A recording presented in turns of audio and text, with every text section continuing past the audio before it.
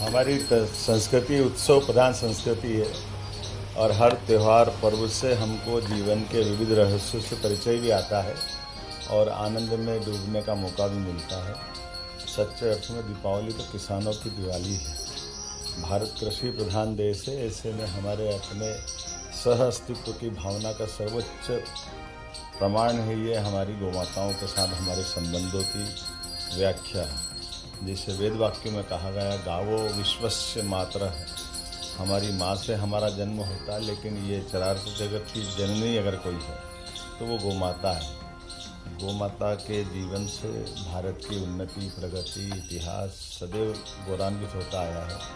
मुझे इस बात की प्रसन्नता है। आर्थिक रूप से प्रगति का भी अगर कोई बैकबोन के नाते से कोई व्यवसाय है तो वो हमारा दूध व्यवसाय है। गौ माता की सेवा है, गोवंश से भारत की पहचान है। ऐसे में हमारे यहाँ गीता, गंगा, गोवर्धन से ही जुड़ी हुई गौ माता का इतिहास है। भगवान कृष्ण को भी गोपाल की संज्ञा सर्वाधिक प्रिय लगती थी, उससे वो गिरधर भी कहलाए और उसी से वो मुरलीधर भी कहलाए। इसलिए भगवान कृष्ण के उस अतीत काल से लगा करके भगवान श्री राम का हमारे सभी ऋषि मुनियों ने सदैव गो पूजन पे ही जोर दिया है। मुझे इस बात की प्रसन्नता है। मध्य प्रदेश सरकार गोवंश के संरक्षण के लिए बड़ा काम कर रही है। 2019 की जनगणना में 1,40,00,000 से ज़्यादा हमारे पास गोवंश है, जो भारत में जनगणना की दृष्टि से गोवंश की गणना में तीसरे नंबर पर है। हम कोशिश कर रहे हैं कि हमारे यहाँ गोवंश का ये जो क्रम नंबर 1 पे आए। जो गौशालाएँ हैं उन गौशालाओं की संख्या बढ़े, गौशालाओं के अनुदान हम बढ़ा रहे हैं। छाया की, पीने के पानी के सारे प्रबंध करके, खास करके किसानों की आय बढ़ाने में गोवंश का सबसे बड़ा योगदान है। इसलिए गोपालन को बढ़ावा देना ये पशुपालन कल्याण मंत्रालय के माध्यम से हम लगे हैं और मुझे इस बात का संतोष है कि सरकार इस मामले में गंभीर भी और ठोस कदम उठा रही है। मेरी अपनी ओर से गोवर्धन पूजा के अवसर पर मैंने अपने घर में पूजा की है।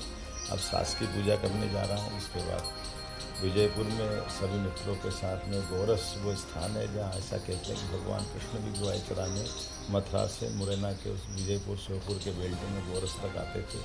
उसकी स्मृति में आज भी हजारों गोवंश गिर नस्ल का वहाँ मिलता है।